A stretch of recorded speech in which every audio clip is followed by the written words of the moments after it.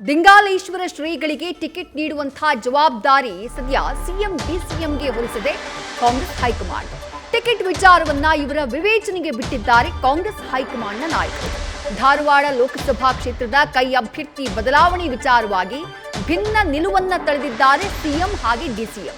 DK Shivakumar ನಿರ್ಧಾರಕ್ಕೆ ಧಾರವಾಡದ ಪ್ರಭಾವಿ ನಾಯಕರಾಗಿರುವಂತಹ ಶಾಸಕ ವಿನಯ್ ಕುಲಕರ್ಣಿ ಸಹಮತವನ್ನ ವ್ಯಕ್ತಪಡಿಸಿದ್ದಾರೆ. ಆದ್ರೆ ಈ ತೀರ್ಮಾನಕ್ಕೆ ಅಪಸ್ವರವನ್ನ ಎತ್ತಿದ್ದಾರೆ ಸಿಎಂ ಸಿದ್ದರಾಮಯ್ಯ. ಯಾಕಂದ್ರೆ ಆ ಕ್ಷೇತ್ರದಲ್ಲಿ ಆಲ್ರೆಡಿ ಅಭ್ಯರ್ಥಿಯ ಘೋಷಣೆಯಾಗಿದೆ. ವಿನೋದ್ ಅಸೋಟಿ ಅವರಿದ್ದಾರೆ. ಡೀಟೇಲ್ಸ್ ನಮ್ಮ ಪ್ರತಿನಿಧಿ ಶಿವಪ್ರಸಾದ್ ನೀಡ್ತಾ ಹೋಗ್ತಾರೆ. ಶಿವಪ್ರಸಾದ್, ವಿನೋದ್ ಅಸೋಟಿ ಅವರನ್ನ ಬದಲಾವಣೆ ಮಾಡಿ ಆ ಜಾಗಕ್ಕೆ ದಿಂಗಾಲೇಶ್ವರ ಶ್ರೀಗಳನ್ನ ತರಬೇಕು ಅನ್ನುವ ವಿಚಾರದಲ್ಲಿ ಡಿಸಿಎಂ ಡಿಕೆ ಶಿವಕುಮಾರ್ ಅವರಿಗೆ ಒಲವಿದೆ. ಆದ್ರೆ ಸಿಎಂ ಸಿದ್ದರಾಮಯ್ಯ ಅವರಿಗಿಲ್ಲ. ಈ ಭಿನ್ನ ನಿಲುವು ಯಾಕೆ? ಇಫ್ ಇನ್ ಕೇಸ್ ದಿಂಗಾಲೇಶ್ವರ ಶ್ರೀಗಳು ಆ ಕ್ಷೇತ್ರದ ಕಾಂಗ್ರೆಸ್ ಅಭ್ಯರ್ಥಿ ಆಗಿದ್ದೇ ಆದಲ್ಲಿ ಪ್ರಹ್ಲಾದ್ ಜೋಶಿ ಅವರಿಗೆ ಆತಂಕ ಹೆಚ್ಚಾಗ್ಬಿಡುತ್ತಾ ಹೇಗೆ? ಖಂಡಿತವಾಗಿ ವಿದೇಶಿ ಈಗಾಗಲೇ ಧಾರವಾಡ ಲೋಕಸಭಾ ಚುನಾವಣೆ ಅಖಾಡಕ್ಕೆ ಸಂಬಂಧಪಟ್ಟಂತೆ ಈಗಾಗಲೇ ಕಾಂಗ್ರೆಸ್ ಮತ್ತೆ ಬಿಜೆಪಿಯಿಂದ ಉರಿಯಾಳುಗಳ ಪಟ್ಟಿ ಫೈನಲ್ ಆಗಿದೆ. ಅದರಲ್ಲೂ ಯಾವಾಗ ಪಟ್ಟಿ ಫೈನಲ್ ಆದಂತ ಸಂದರ್ಭದಲ್ಲಿ ದಿಂಗಾಲೇಶ್ವರ ಶ್ರೀಗಳು ತಾವು ಸ್ವತಂತ್ರವಾಗಿ ಸ್ಪರ್ಧೆ ಮಾಡ್ತಾ ಇದೀವಿ, ಕಾಂಗ್ರೆಸ್ ಸೇರಿದಂತೆ ಇತರ ಪಕ್ಷಗಳು ತನ್ನ ಬೆಂಬಲಕ್ಕೆ ಬರಬೇಕು ಎಂಬತಕ್ಕಂಥ ಬಹಿರಂಗ ಮನವಿಯ ಮೇರೆಗೆ ಈಗ ಕಾಂಗ್ರೆಸ್ನಲ್ಲೂ ಕೂಡ ತಮ್ಮ ಸ್ಟ್ರಾಟಜಿಯನ್ನ ಚೇಂಜ್ ಮಾಡೋದ್ರ ಬಗ್ಗೆ ಸಾಕಷ್ಟು ಚರ್ಚೆ ನಡೀತಾ ಇದೆ.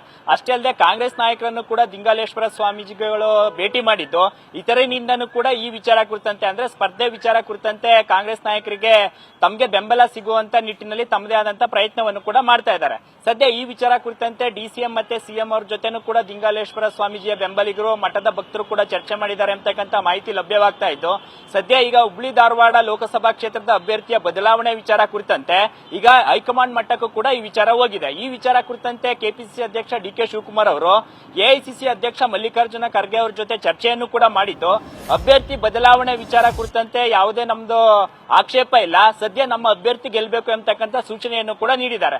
ಸದ್ಯ ಈಗ ಅಲ್ಲಿನ ಉಸ್ತುವಾರಿ ಸಚಿವ ಸಂತೋಷ್ ಲಾಡ್ ಮತ್ತೆ ಸಿಎಂ ಸಿದ್ದರಾಮಯ್ಯ ಅವರು ಅಭ್ಯರ್ಥಿಯನ್ನ ಈಗಾಗಲೇ ಘೋಷಣೆ ಮಾಡಿರ್ತಕ್ಕಂಥ ಈ ಸಂದರ್ಭದಲ್ಲಿ ಯಾವುದೇ ಕಾರಣಕ್ಕೂ ಬದಲಾವಣೆ ಮಾಡೋದು ಬೇಡ ಎಂಬತಕ್ಕಂಥ ಅಭಿಪ್ರಾಯವನ್ನು ಕೂಡ ವ್ಯಕ್ತಪಡಿಸಿದ್ದಾರೆ. ಇನ್ನು ಡಿಸಿಎಂ ಡಿಕೆ ಶಿವಕುಮಾರ್ ಸಹಿತ ವಿನಯ್ ಕುಲಕರ್ಣಿ ಕೂಡ ದಿಂಗಾಲೇಶ್ವರ ಸ್ವಾಮೀಜಿಗಳಿಗೆ ಬೆಂಬಲವನ್ನ ಕೊಟ್ಟಿದ್ದೇ ಆದಲ್ಲಿ ಆ ಭಾಗದ ಲಿಂಗಾಯತ ಸಮುದಾಯದ ಮತಗಳು ಕೂಡ ಕಾಂಗ್ರೆಸ್ ಪಕ್ಷಕ್ಕೆ ಲಭ್ಯವಾಗಿವೆ ಎಂಬತಕ್ಕಂಥ ಅಭಿಪ್ರಾಯವನ್ನು ಕೂಡ ಹೇಳಿದ್ದು, ಸದ್ಯ ದಿಂಗಾಲೇಶ್ವರ ಸ್ವಾಮೀಜಿಯವರ ರಂಗ ಪ್ರವೇಶದಿಂದಾಗಿ ಈಗ ಅಲ್ಲಿನ ರಾಜಕೀಯ ಚಿತ್ರಣ ಅದರಲ್ಲೂ ಕಾಂಗ್ರೆಸ್ನಲ್ಲೂ ಕೂಡ ಈಗ ತಮ್ಮದೇ ಆದಂತ ಸ್ಟ್ರಾಟಜಿಗಳು ಲೆಕ್ಕಾಚಾರಗಳು ನಡೀತಾ ಇದಾವೆ.